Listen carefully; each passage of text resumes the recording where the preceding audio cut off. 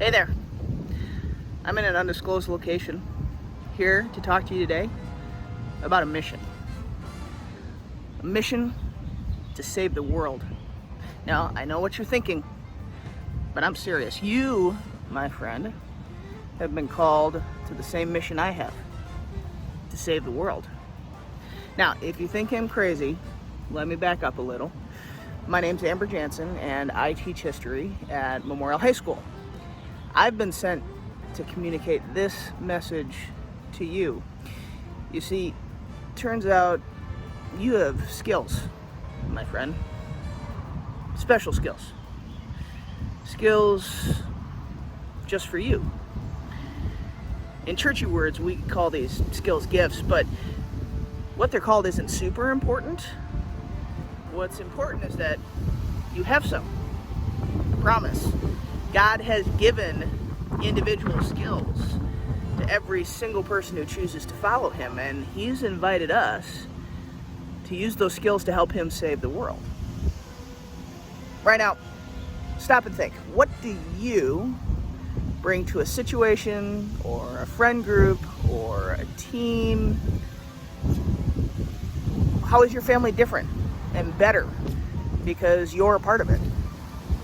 What are those pieces of yourself that you're proud of, even if you've never told anybody else about them? Yeah, so those are the skills I'm talking about. Still not convinced. Okay, let's come at this a different way. Recognize these guys? This family is like you. They each have special skills. And those skills can be used in remarkable ways to save humanity from terrible situations. See, once you watch The Incredibles in action, it's easy to see how overwhelming strength or total flexibility or the ability to create a force shield or superhuman speed could be vital in fighting and defeating evil. However, The Incredibles movie also shows us two big temptations people have when it comes to these skills. First, we see in the early parts of the movie how Bob and Helen have chosen to hide their powers because the world rejects their abilities. It's anti-super. In the same way, when we get blowback for using the skills and gifts God has given us for his glory, there will always be people who are jealous or who don't understand our motives. And they'll pressure us to stop being different and just be like everybody else. This is tempting, but it's also discouraging. We were made to use these skills that God gave us.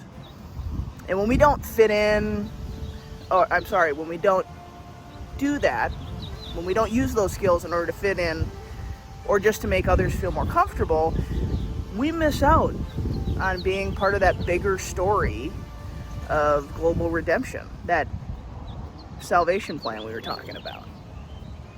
The second area we see the Parr family really have to work through is their individuality. Yes, they have individual and unique special powers, but the film shows that those powers are maximized when they work together to bring about good.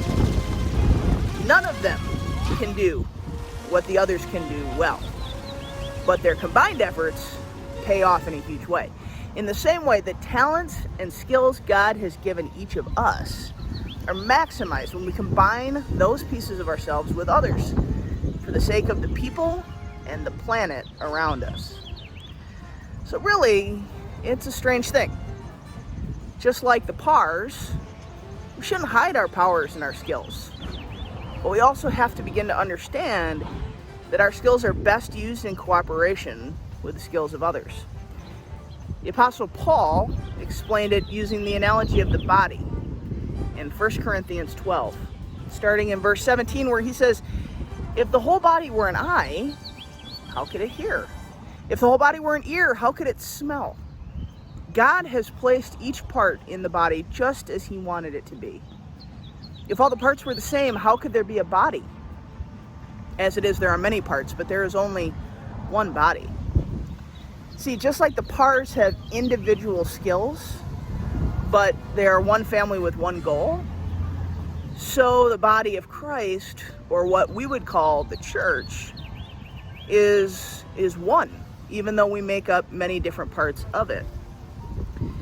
In the beginning of our conversation, I mentioned to you that we're on a mission to save the world, and that's actually legitimately totally true. Jesus did his part, the biggest part, in dying on the cross so that all people could have a relationship with God.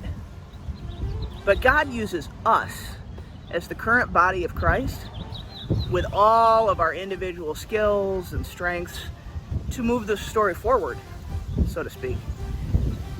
We have to work together to advance the mission, to help rid the world of evil.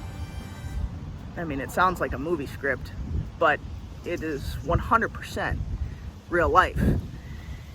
And imagining how the world would look if we all embraced our superhero selves and joined in on this global rescue plan, well, it's incredible.